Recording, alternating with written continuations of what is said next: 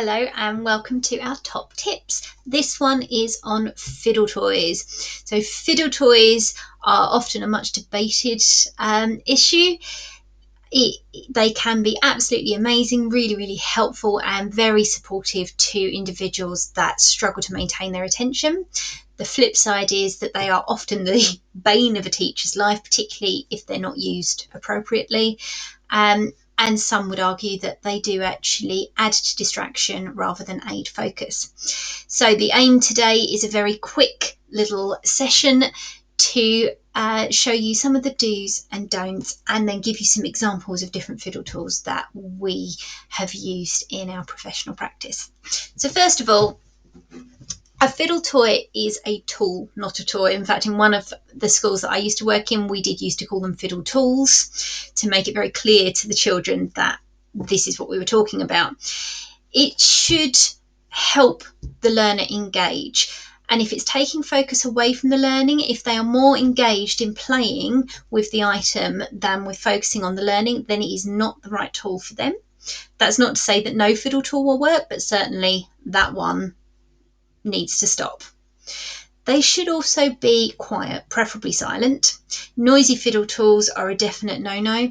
As you can imagine in a classroom situation, if you've got a noisy fiddle tool, it's not going to work. It's going to distract the learner. It's also probably going to distract others in the classroom, both students and staff, which is not the aim of the game. Fiddle tools should be able to be used without looking at them. So they should be able to be used under the desk, just keeping your hands busy. They should not be something that becomes an added distraction. So if you're constantly having to look at it, it's not the right one again. Also, particularly with smaller, younger students, they should be as indestructible as you can get. If they're fragile or easily broken, or they come in lots of small pieces or can be broken into lots of small pieces, they are not ideal. They're not going to aid attention at all. Now, I myself am a consummate fiddler. I find that I focus much better if I'm fiddling with something. But as a teacher, I understand the flip side, and I have also on occasion been driven absolutely insane when students are using fiddle tools incorrectly, or they have one that just doesn't work with their personality. So with that in mind, the two sides of it, I have a selection of fiddle tools that I'm just going to run you through now. So the first one, the tangle tool. So the tangle tool can be an absolutely brilliant thing.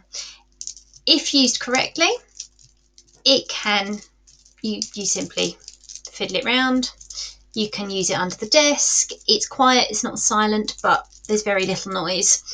And I have used this in the classroom with students to great effect. However, this is one of these judgment ones where you really have to think about whether it will work with your child or your needs, because used correctly it's great, but used incorrectly it can be very noisy.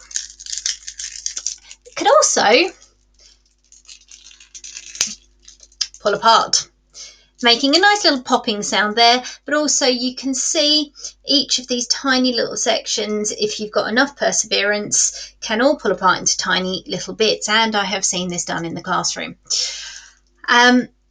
So not only are you getting the irritating little popping noise, but you're also getting the child focusing, and that lovely click when you put it back together, focusing on pulling it apart. They're looking at that, and it can be a disaster. Now, I know if I had this would not be the tool for me. I wouldn't be able to resist pulling it apart once I realised that that's what it could do.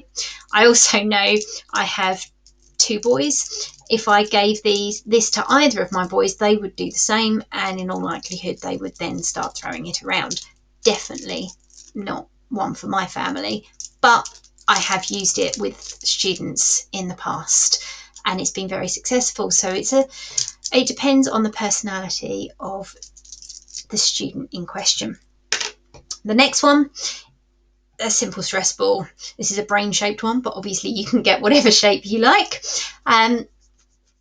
It's silent, you can just squish it. You can't do that much with it, but you can turn it around in your fingers, you can squish it to let that tension out, and you can do all of that under the desk. This is a reasonably good, reasonably discreet fiddle tool. Now this is a crocheted fiddle tool. I actually crocheted this myself, but you can easily get these from places like Etsy as well. And this is quite a good, this is one of my favourite ones. So you can see that I can just twist it around my fingers, I can move it round, I can give it little pings.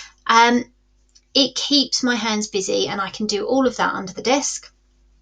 It's very subtle, and because it's so small and light, it just pops back in my pocket and no one even knows that I've got it. So these are quite handy and quite inexpensive. A similar idea, this is also a crocheted fiddle tool. Again, absolutely silent, crocheted ones generally are. This generally is better for older students because younger ones will get a bit too engaged with it. So this is called an infinity ball, and you can see in the middle there, it's put together so that you can keep pulling the middle through, and you'll be able to keep doing that forever. You'll never get to the end.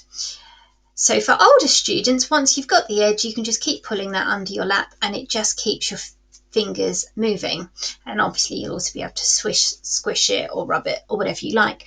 For younger students, they'll get a bit too engaged trying to work out where the hole is. So not ideal for younger ones, but certainly for secondary or university students, any age above that, this one's quite a good one.